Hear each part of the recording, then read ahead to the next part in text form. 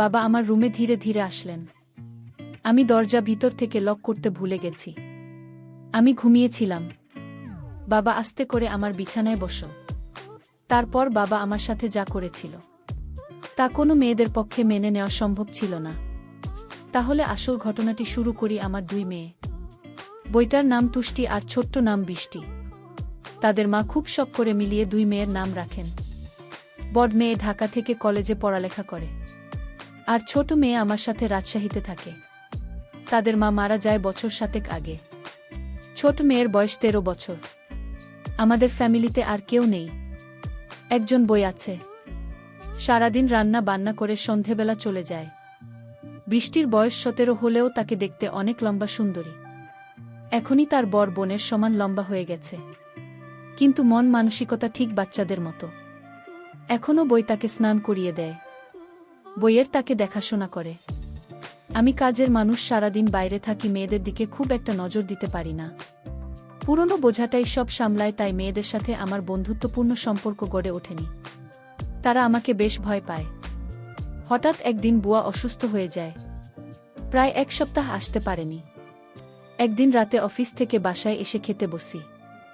বৃষ্টি আমাকে ঠোঁট ফুলিয়ে বলল, বাবা আমাদের বুয়া 1 সপ্তাহ ধরে আসে না, তাই আমি গোসল পর্যন্ত করতে পারছি না। তুমি রোজ বাইরে থেকে খাবার নিয়ে আস, এসব খেতে আর ভাল লাগে না। তুমি কাল থেকে নতুন কোনো বুয়া নিয়ে আসো প্লিজ। আমি ঠাট্টা করে বললাম, গোসল না হয় আমি করিয়ে দিলাম, কিন্তু খাবারের যখন সমস্যা তো নতুন বোঝাত খুঁজতে হয়। বৃষ্টি বলল, ঠিক আছে কাল গোসল করিয়ে দিও। আমি খাওয়া বন্ধ করে মেয়ের দিকে চাইলাম। বৃষ্টি দেখতে খুব সুন্দর হয়েছে, একদম তার মায়ের মত। আমি বৃষ্টির দিকে তাকিয়ে থাকতাম, কারণ আমার মেয়ে বৃষ্টি ঠিক তার মায়ের মতো হয়েছে। আমি আমার মেয়ের চেহারার দিকে তাকালে আমার স্ত্রীকে যেন খুঁজে পেতাম। আমি ভাবতে লাগলাম, মেয়েটি তো বড় হয়েছে, তারপরও এখনও বাচ্চাদের মতো আচরণ করে। তাকে গোসল না করিয়ে দিলে সে গোসল করবে না। আমি বাবা হয়ে মেয়ের দায়িত্ব নিতে হবে। আমি বৃষ্টিকে বললাম, তুই এখন নিজের গোসল করা নিজে শিখ, কারণ কিছুদিন পর তোর শ্বশুরবাড়ি যেতে হবে। মেয়ে তখন বলল, বাবা আমি কোনোদিন শ্বশুরবাড়ি যাব না। আমি তোমার সাথে সারা জীবন থাকব, এই বাড়ি ছেড়ে আমি কোথাও যাব না। আমি আমার মেয়ের কথা শুনে অবাক হয়েছিলাম। এই মেয়েকে নিয়ে আমি কি যে করি। পরের দিন তাকে আমি গোসল করিয়ে দিলাম, নিজ হাতে তুলে ভাত খাইয়ে দিলাম। তারপর মেয়ে আমার শান্ত হলো। আমি বললাম, যাও বৃষ্টি, এবার তোমার রুমে গিয়ে ঘুমিয়ে পড়ো।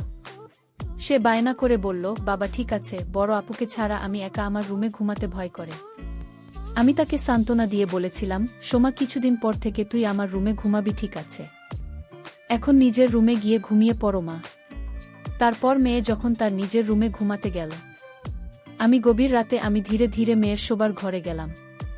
গিয়ে দেখি সে টিভি দেখছে। আমি তাকে গিয়ে বললাম, না তুমি এখনো টিভি দেখছো? আমার মেয়েকে বললাম, মারে তোর মুখের দিকে তাকালে তোর মায়ের মুখটা আমার চোখের সামনে ভেসে ওঠে। আমার কথা শুনে সে খুব খুশি হল। আমি আমার মেয়ের দিকে তাকিয়ে রইলাম। আমি যেন আমার মেয়ের মাঝে আমার স্ত্রীকে খুঁজে পেলাম। আমি যখন এভাবে তাকিয়েছিলাম, সে কিছুটা অবাক হল। বলল, তোমার কি হয়েছে বাবা, তুমি এভাবে আমার দিকে তাকিয়ে আছো কেন?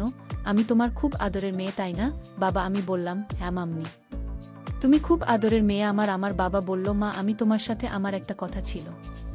কি কথা বাবা? মামনি তুমি আমার কথা রাখবে? মামনি আমার মেয়ে বলল, বাবা তুমি আমার জন্মদাতা, আর তোমার কথা কি আমি ফেলতে পারি? আমি তোমার সব কথা রাখব। তোমার কথা না রাখলে যে আমার অমঙ্গল হবে। আমি ভাবতে লাগলাম কিভাবে কি করা যায়। হঠাৎ বুদ্ধি এল মাথায়। আমি তাকে গম্ভীর হয়ে জিজ্ঞাসা করলাম, কতদিন গোসল করিস না মা? প্রায় 1 সপ্তাহ। তাই?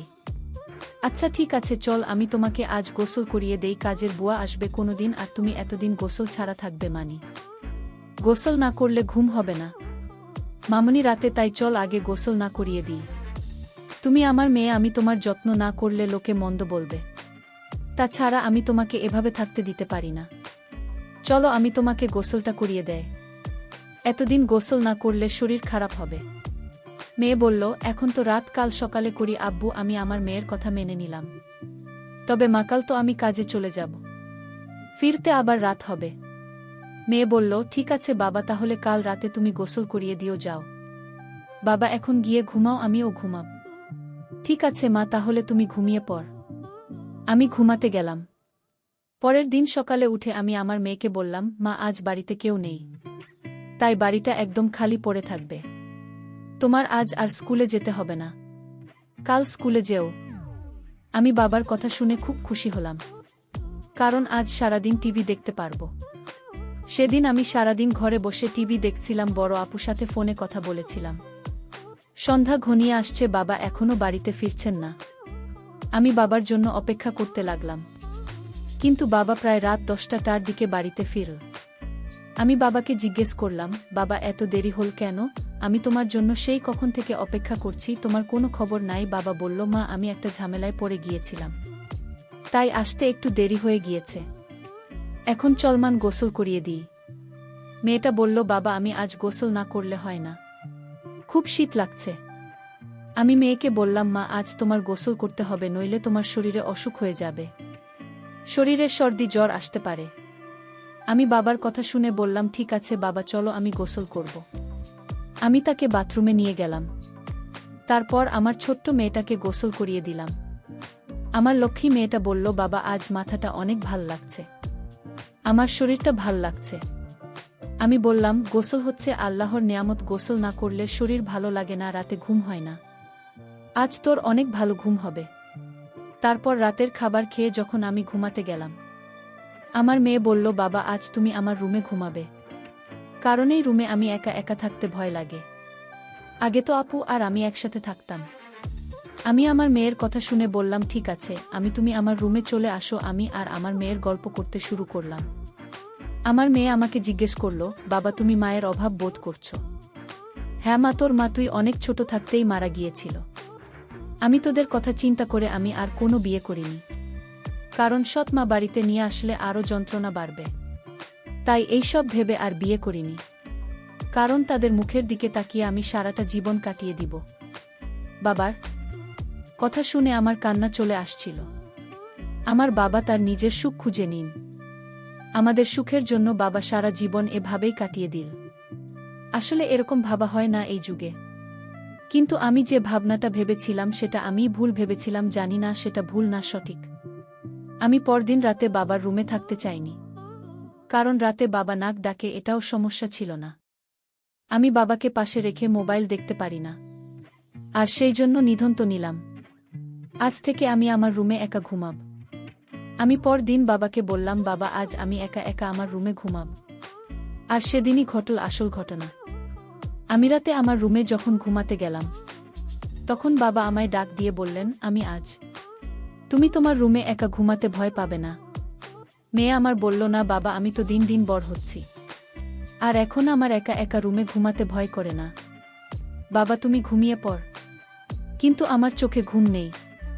আজ 15 বছর ধরে আমি একা। আমার স্ত্রী একটা রোড অ্যাক্সিডেন্টে মারা যায়। আমার স্ত্রী দেখতে অনেক সুন্দর ছিল। আমার তো মন চায় অনেক কিছু করার। যাই হোক, আমার চোখে ঘুম আসছিল না। ঘড়ির কাঁটার দিকে তাকিয়ে দেখি রাত প্রায় 1টা বাজে। আমি আস্তে করে আমার মেয়ের রুমের দরজার কাছে গেলাম। দরজা ধাক্কা দিতেই খুলে গেল। আমার মেয়ে হয়তো দরজাটা ভিতর থেকে লক করতে ভুলে গেছে। আমার আর কষ্ট হলো না। আমি রুমের ভিতরে ঢুকলাম। আমার মেয়ের দিকে তাকিয়ে দেখি কত শান্তির ঘুম ঘুমাচ্ছে। মনে হচ্ছে নিষ্পাপ একটা মেয়ে। তাকে ড্রিমলাইটের আলোতে অনেক সুন্দর দেখা যাচ্ছিল। ঠিক তার মায়ের মতো আমার কাছে মনে হলো, এটাই বুঝি আমার স্ত্রী। আমার নিজের মেয়েটাকে দেখে আমার অন্যরকম অনুভূতির সৃষ্টি হলো। আমি ধীরে ধীরে মেয়ের বিছানার পাশে গিয়ে বসলাম। এক নজর তার দিকে তাকালাম। আমার অনেক ভয় করছিল, যদি আমার মেয়ে এখন জেগে যায় তখন কিভাবে। আমি ভুলে গিয়েছিলাম এটা আমার মেয়ে শুয়ে আছে। এটা আমার জন্য একটা বড় সুযোগ। এসব ভাবতে ভাবতে হঠাৎ আমার মেয়ে জেগে উঠল। জেগে আমায় দেখে চমকে উঠল আর বলতে লাগল, বাবা, এত রাতে আমার রুমে কি করছো? আমি বললাম, কেন, আমি কি তোমার রুমে আসতে পারি না? কিন্তু বাবা, আমি তো দরজা লক করে ঘুমাচ্ছিলাম। তুমি রুমের ভিতরে ঢুকলে কি করে? আমি বললাম, মা, তুই ঘুমানোর আগে দরজা লক করতে ভুলে গিয়েছিলেন, আর তাই তো রুমে আসতে পারলাম। বাবা, তুমি ইদানিং কেমন জানি হয়ে গেছো। যাও তোমার রুমে গিয়ে ঘুমাও। যখন তখন আমার হুম ঘরে চলে আসো। পরদিন সকালে আমি আমার মেয়েকে বললাম, মা, গোসল করবি না? আমি চলে গেলে কে তোরে গোসল করাবেন? মেয়ে তখন বলল, বাবা আজ থেকে তোমার আর কষ্ট করতে হবে না। আমি নিজে গোসল করতে পারব। আমি আমার মেয়ের কথা শুনে ভাবলাম মেয়ে কি আমার মনের কথা জেনে গেছে, আরেক মনে ভাবলাম সে আমার মনের খবর কি করে জানবে। আমি রাতে বাড়িতে ফিরলাম। ফিরে দেখি মেয়ে ঘরে বসে টিভি দেখছে। আমি আমার মেয়েকে জিজ্ঞেস করলাম, বৃষ্টি আজ তুই আমার রুমে ঘুমাবি কারণ আমার শরীরটা ভালো না। আমি বাবার বাহানা কিছুটা বুঝতে পারছি, কারণ বাবার ইদানিং মনের ভিতর খারাপ কিছু চলছে। আমার বাবাকে সন্দেহ সৃষ্টি হলো। আমি সিদ্ধান্ত নিলাম আমি আর বাবার রুমে ঘুমাব না। বাবা ইদানিং পাগলের মতো হয়ে গেছে। আমি আজ আমার রুমে ঘুমাতে গেলাম। রাতে শরীরটা ক্লান্ত ছিল, তাই আজ সকাল সকাল ঘুমিয়ে পড়েছিলাম। রাত যখন গভীর হলো, আমি অনুভব করলাম আমার রুমে কে যেন প্রবেশ করছে।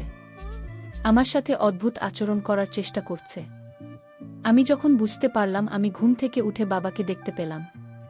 আমি বাবাকে বললাম, বাবা এত রাতে আমার রুমে কেন আসলে, আর আমার সাথে এমন আচরণ কেন করছো? বাবা তুমি ভুলে গেছো আমি তোমার মেয়ে। তুমি এখনই রুম থেকে বাহির হয়ে যাও। বাবা তখন চিৎকার করে বলল, আমি যে রুম থেকে যাব না। এই রুমে আমার স্ত্রী লুকিয়ে আছে। বের করে দাও আমার স্ত্রীকে। বাবার কথা শুনে আমি অবাক হয়ে গেলাম। আশ্চর্য তো, বাবা এসব কি বলছে? বাবা আমি তোমার আদরের মেয়ে, তুমি এসব কি বলছো বাবা? তুমি যদি আমার সাথে খারাপ আচরণ করো তাহলে আমি ভুলে যাব তুমি আমার বাবা। বাবা আমায় বলল আজ আমি মরে যাব, তাও আজ এই রুম থেকে বের হব না। বাবার এমন কথা শুনে আমি বাবাকে একটা ধাক্কা মেরে ফেলে দিলাম। বাবা তখন অজ্ঞান হয়ে লুটিয়ে পড়ল। আমি তাড়াতাড়ি বড় আপুকে ফোন দিলাম। বড় আপু আর আমি বাবাকে হাসপাতালে নিয়ে গেলাম। বাবা 3 দিন যাবত অজ্ঞান ছিল। বড় আপু আমায় বলল, তুই নিজের বাবাকে ধাক্কা মারলেই আপু, তুই জানিস না বাবা প্রতি রাতে আমার রুমে আসতো, অন্যরকম আচরণ করার চেষ্টা করত। তাই আজ আমি বাবাকে কখন যে ধাক্কা মারলাম তা বুঝতে পারিনি।